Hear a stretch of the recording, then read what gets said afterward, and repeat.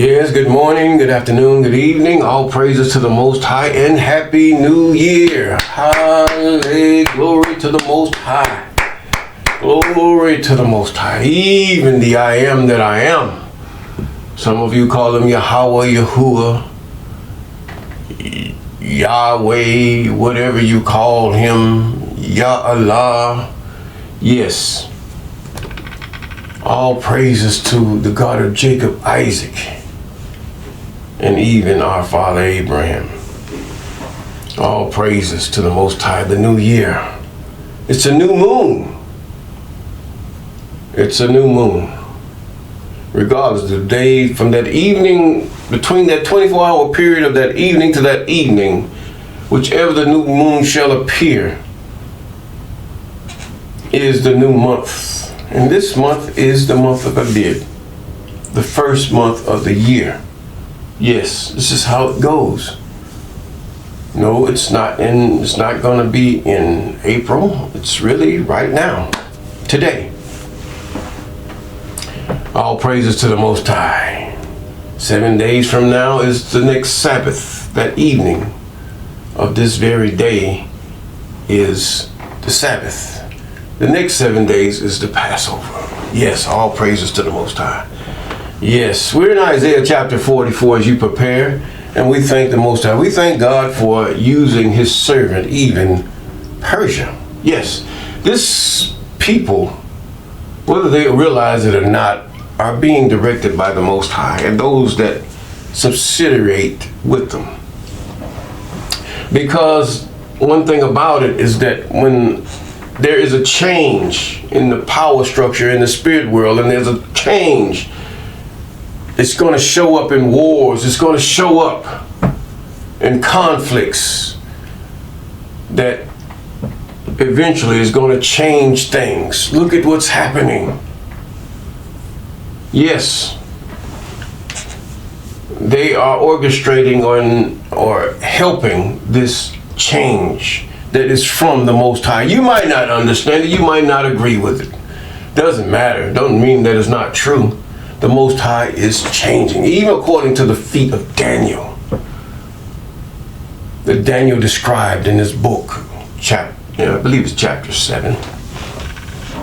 But nevertheless, we thank God for history repeating itself in such a way. It's repeating. You remember the movie The 300, where the Greeks tried to ward off and defeat the Babylonian army. But you have to realize that spirit at that time, if that was true, that they did such a thing, they overwhelmed them. They had power, they had maneuverability. They did a lot of damage to the king of Persia. I mean, the Babylonians, the Grecians, but the Persians overcame them. That same spirit is still there. Although not the same people, the same spirit is there.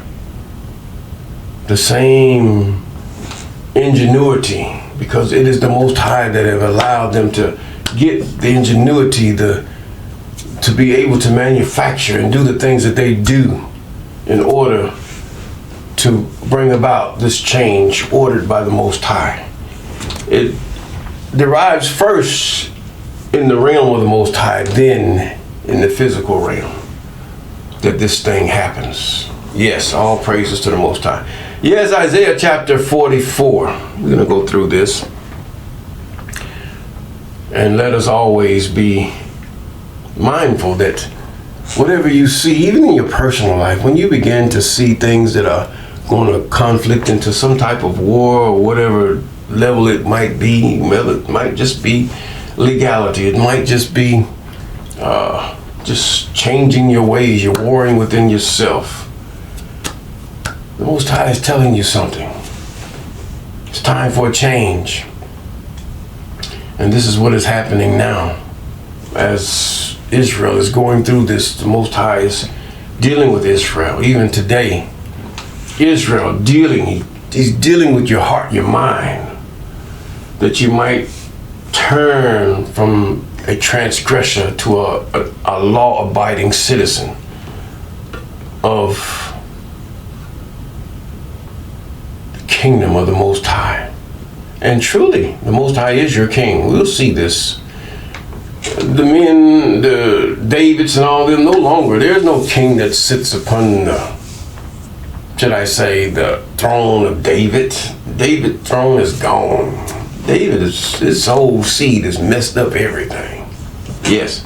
But the Most High is taking his rightful place, in which the children of Israel dethroned him. But the Most High, he desired Israel so much that he allowed Israel to put a man upon the throne that belongs to the Most High. And man failed miserably because, number one, Israel is so bombarded by, or should I, the true Israel or the Israelites are so bombarded by devils and other factions of spirits that no fleshly leader can lead them. And no, you have no king that's a man that's sitting at the right hand of God. No, that is a lie. The whole 27 books, the narrative or whatever they're trying to arrive at is that they put this man next to God. No, that is not so. It is a lie. You might as well take that book and trash it, burn it, whatever you want to do. Just cut it from the Bible that you got, and you'll have the Torah. You'll have, the Torah, whereas written in Septuagint form or Pentateuch form, or whatever author that it might have translated that book. Now, Isaiah chapter 44, but before that, let us pray the prayer of Abraham. Deliver me from the hands of evil spirits who have swayed the thoughts of men's hearts, and let them not lead me astray from thee, my God. Establish thou me in my seed, that we go not astray henceforth and forever. And that will be found in Jubilees chapter 12 and verse 20. Isaiah chapter 44. Thus said the I am the King of Israel. There's no other king. No Jesus, no throne of David. That's gone. No Yahweh, no Yahusha. God doesn't birth demigods. No.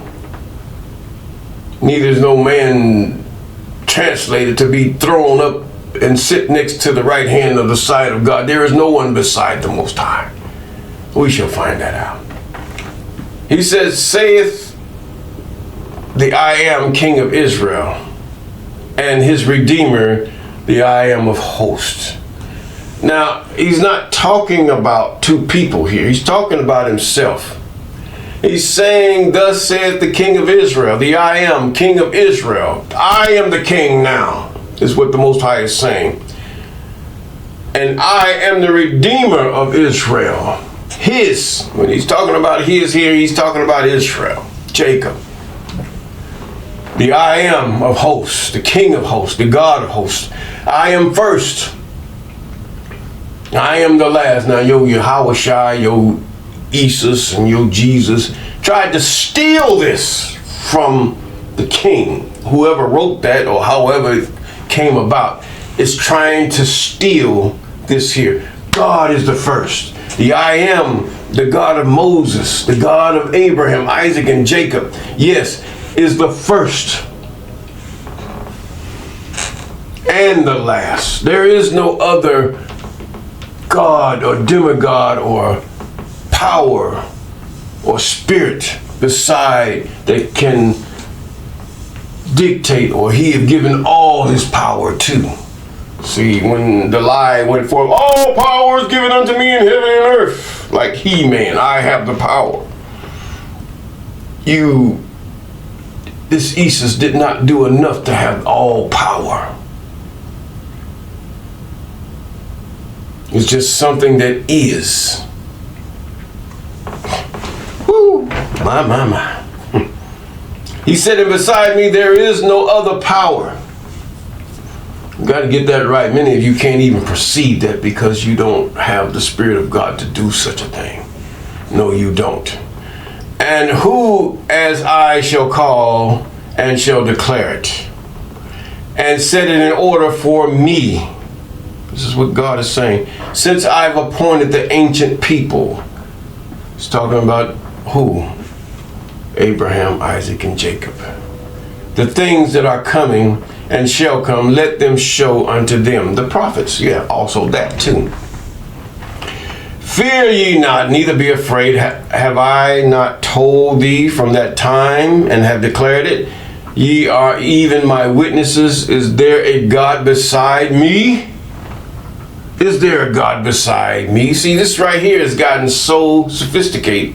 Now they give you a man to put beside God. God is not a liar. We are. There is no God, and I know not any. He said, I don't know no Jesus, no Yahweh, no Yahusha, whatever idol gods you have.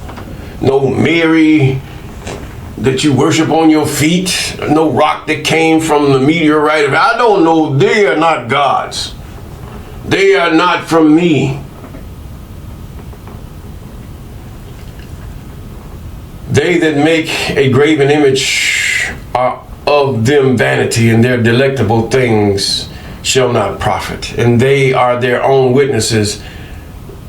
They see not, nor know, that they may be ashamed. Who hath formed a god, or molten graven images that is profitable for nothing? Behold, all his fellows shall be ashamed, and the workmen, they are of men. Let them all be gathered together, and let them stand up. Yet they shall fear, and they shall be ashamed together. The smith with the tongs both worketh in coals, and fashioneth with hammers, and worketh it with the strength of his arms. Yea, he is hungry, and his strength faileth. He drinketh no water, and is faint. The carpenter stretches out his rule, and he marketh it out with a line. He fitteth it with planes, and he marketh it with the compass, and maketh it after the figure of man, according to the beauty of man, that it may remain in the house. And he heweth down cedars, and make the cypress and the oak, which he strengtheneth for himself among the trees of the forest. He planteth an ash, and rain doth nourish it.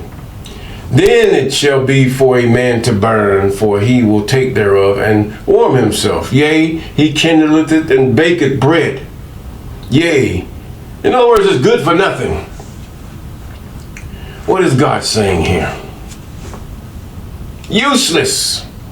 The trees of the earth that you make these idols out of, your Marys, your Jesus, your stone, the plaster, the whatever you use, cement, clay, that you use to make these different, most of them are white anyway. I mean, to be called a buck. Now you're trying to come out with black ones. Oh, it's so much going on. But the whole thing is a lie. He says, he maketh it a graven image, and falleth down thereto. In verse 16, he burneth part of it in the fire, whereof he eateth, and he flesh, and he roasteth. And this is the main thing for the tree, a dead tree. And is satisfied, yea, he warmeth himself, saith, I am warm. I have seen the fire. And the residue thereof he maketh a god. The rest of the wood I will make me a god. Even his graven image, he falleth down unto it, and worshipeth it, and prayeth unto it, and said, deliver me, for thou art my God. In other words, here you are worshiping a stick. Good to beat dogs off with, and certain other animals. Good to warm is what the Most High is saying, and it's good to have something to have a nice meal, a nice warm or hot meal. Yes, very good. Wood is good. But now he has made a graven image. It's not that he made the graven image, but he made it to bow down to it. And he says unto it, he prayeth unto it, and asks, deliver me, for thou art my God. In other words, he's saying, God, you're nothing. The same idolater. Creator, you are nothing. Every idolater on the face of the earth, regardless of what you worship. From the 27 books, this Jesus of the 27 books, to whatever Buddha or whatever you idolatry make, to bow down to it, even your own ancestors to bow down and worship and call on them to deliver you. We've made idols out of many things. But this is not about that right now. This is about the children of Israel and what God is going to do. He's allowing them to go through this so that they might learn not to trust in the arm of man or make things to pray to and thinking that they have another God. Idolatry. He says, have they not known nor understood, in verse 18, for he shut their eyes and they cannot see, and their hearts they cannot understand, and none considereth in his heart. Neither is there knowledge nor understanding to say, I have burned part of it in the fire. Yeah, he's saying, man, use common sense. Use common sense. Yo, Jesus died. Period. He was beaten to death by a man. Every slave of my people have been beaten just as bad. So what? Yea, also I have baked bread upon it. I have roasted flesh. In other words, if it's all good for this and eating it, and I shall make the residue thereof an abomination, I shall fall down to the stock of a tree. In other words, what I have left, I'm going to make a god out of it. The same thing with you. Those of you who walk contrary to the commandments, statutes, ordinances of the Most High. You take what is left, a man, an idol, a painting, and you listen to the reasoning of a theologian, regardless of how he studied things and do this. What does this book say? It makes sense. He said he had turned him aside that he cannot deliver his soul, nor say, is there not a lie in my right hand? Your right hand that formed this idol, is what he's saying. The foolishness of idolatry is what God is trying to show here. He says, now remember these, and through the chastisement of the captivities and all these things, the Most High is fashioning the mindset of Israel to return back to the commandments, statutes, and ordinances that were once delivered. This is the confidence, or what you would call the faith once delivered to the anointed, is the law, statutes, commandments, and ordinances. Yes, even the covenant. There is no new covenant. This is the covenant. Judah will be restored. Thus saith the I am thy Redeemer, he that formed thee from the womb. I am, that maketh all things, that stretches forth the heavens alone, that spreadeth abroad the earth by myself. He says, I am the creator. This is what he's saying. I am the creator. I create the span of space. If you lay down and look at the span of space on a dark, clear night, the stars are endless. The moon is so huge. And in the daytime, the sun hides it all. He says that spreadeth abroad in verse 26 or 25, that frustrate the tokens of liars. Who is he that is a liar, that would, even the 27 books, that would take the things and the other religion? There is no other God beside the Most High. All these other things, yea, they have been there. The Most High did it to try you. He allowed it to try you. Because we are so foolish as a people, and even as human beings upon the earth. The Most High hides his face from us, and we take these things that occurs into account of other spirits and other beings of our own imagination and with our own reasoning. Yes, we do. The Egyptians did it. They did it in ancient times. They did it before that. Ever since the beginning of man. He says, that frustrate the tokens of life and make diviners mad, that turneth wise men backwards and maketh their knowledge foolish. The fear of the I am is the beginning of wisdom, and understanding is depart from evil. Why is it the beginning of wisdom? Because you find out the I am have caused all these things to be discovered by men. And you respect and you fear them I am because of these things.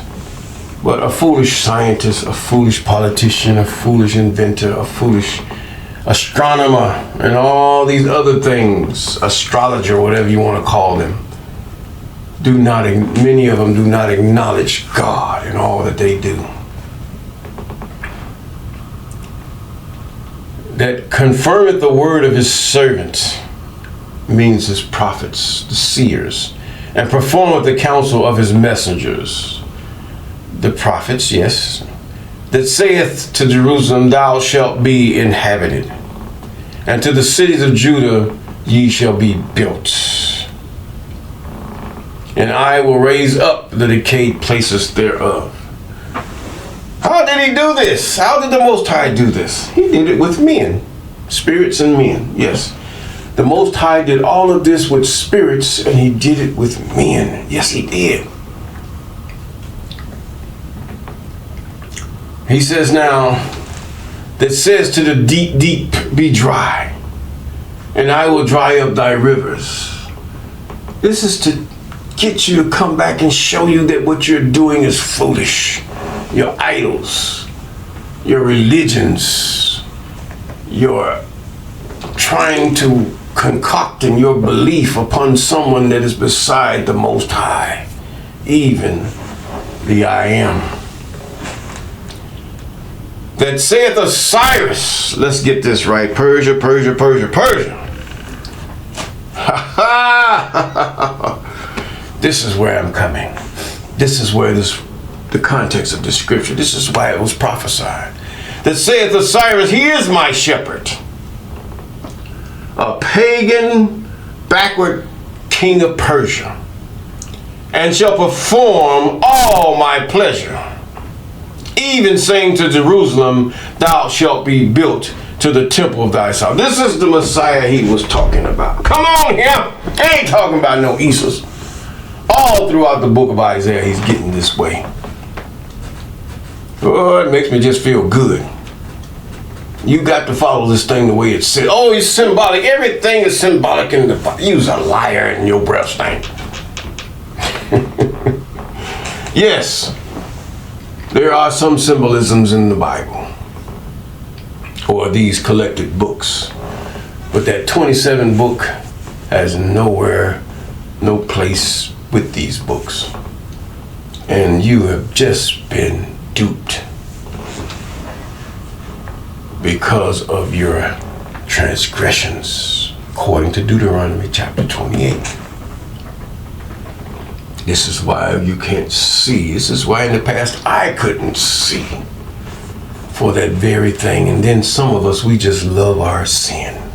We love our transgression. But one thing about it is the law doesn't bind you.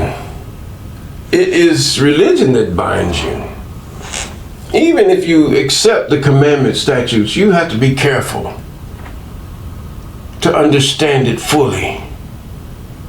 Because a man cannot be holier than God. No, he cannot. But we can have the righteousness of the Most High, which is the commandment, statutes, and ordinances. And if we do those things, we will have